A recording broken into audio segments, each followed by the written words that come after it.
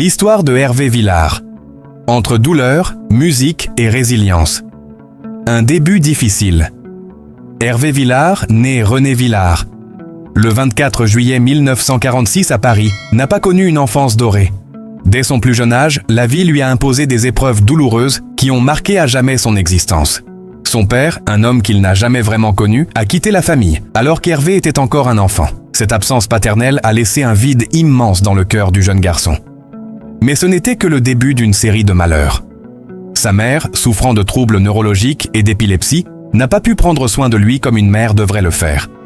Ses limites physiques et émotionnelles l'ont conduite à prendre une décision difficile: envoyer Hervé dans un orphelinat. C'est là, au sein de cette institution froide et austère, qu'Hervé a grandi.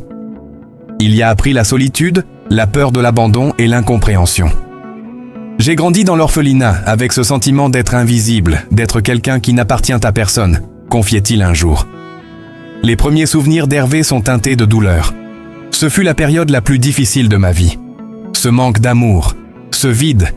Je me sentais déconnecté du monde autour de moi, se souvient-il. Cependant, c'est dans ces moments de grande solitude qu'il va découvrir la puissance salvatrice de la musique. La musique comme échappatoire. La musique, dès son plus jeune âge, est devenue son unique refuge. Dans un environnement qui ne lui offrait aucun réconfort affectif, il a trouvé dans la musique une forme d'expression, une manière de libérer ses émotions sans avoir à expliquer quoi que ce soit. La musique était mon seul ami. C'était mon moyen de m'évader et de m'exprimer, sans jamais devoir justifier mes sentiments, confiait Hervé dans une interview. C'est dans ce contexte que Hervé a commencé à rêver d'une autre vie, une vie où il pourrait enfin trouver une place, où il serait reconnu pour son talent.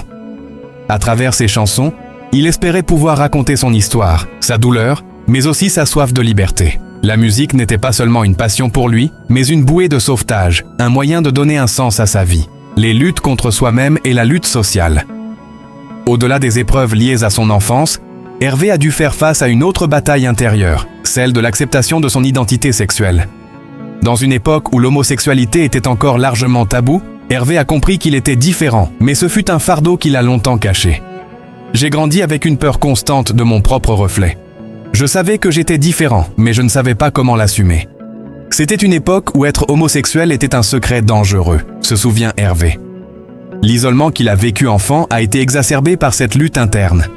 Pendant des années, il a gardé pour lui son orientation sexuelle par peur de perdre sa carrière et son public. Mais à un moment donné, Hervé a compris qu'il ne pouvait pas continuer à se cacher derrière un masque. Il a pris une décision audacieuse et difficile, celle de se révéler au grand jour, de dire la vérité, malgré les conséquences que cela pourrait avoir sur sa carrière. Il fallait que je sois honnête avec moi-même. Vivre dans le mensonge, c'est être prisonnier de sa propre vie. J'ai décidé de m'accepter tel que je suis, et cela m'a libéré, expliqua-t-il plus tard. Mais cette décision ne fut pas sans conséquences. Une partie de ses fans et du public l'a rejeté. La société, à l'époque, n'était pas prête à accepter la diversité. Hervé a subi des critiques et des discriminations. Pourtant, il n'a jamais regretté sa décision. J'ai perdu beaucoup de choses, mais je ne regrette rien.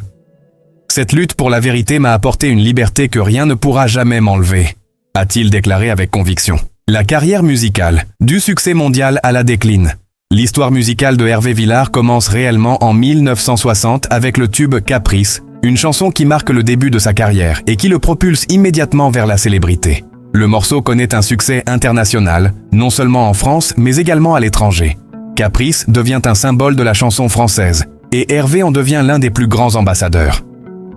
C'était le début de tout pour moi, le début de cette aventure incroyable, se souvient Hervé, qui n'avait alors que 14 ans. À partir de ce moment, Hervé enchaîne les succès.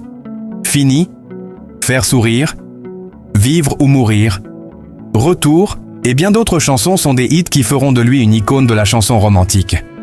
Son voix unique, à la fois douce et poignante, et sa capacité à toucher les âmes grâce à des paroles intenses ont fait de lui une véritable légende. Mais malgré cette gloire, les années 1980 marquent un tournant. La montée des nouvelles vagues musicales, des styles plus modernes et l'émergence de nouveaux talents marquent le début du déclin de sa popularité. C'est difficile à accepter, mais ma musique appartenait à une autre époque.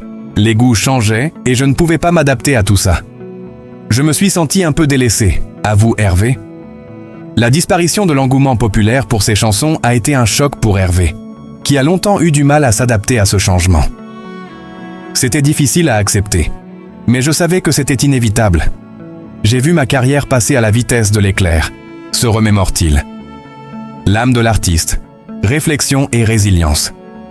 Hervé Villard n'a jamais cessé de lutter. Même après des années de succès, il a dû se réinventer pour faire face aux défis de sa carrière et de sa vie personnelle. La musique est restée pour lui un moyen d'expression fondamental, une manière de se réconcilier avec son passé et d'accepter ses souffrances. Même si ses relations publiques ont souffert, même si son public s'est réduit, Hervé n'a jamais cessé de faire de la musique. Pour lui, il était hors de question de se laisser définir par le regard des autres. Il a continué à composer, à chanter, à offrir des spectacles avec la même passion et la même authenticité qu'au début de sa carrière.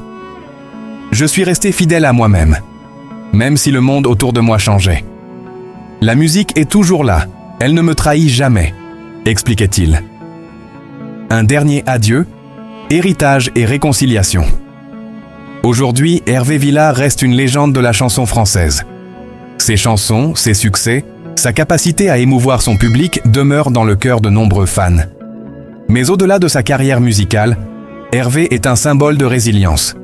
Il a surmonté ses douleurs, ses épreuves, et a appris à accepter son passé, même s'il a perdu beaucoup en chemin. J'ai vécu une vie difficile, mais je ne regrette rien. La musique m'a permis de trouver la paix avec moi-même. Et c'est tout ce qui compte, conclut Hervé Villard, un artiste qui a su se réinventer à chaque étape de sa vie.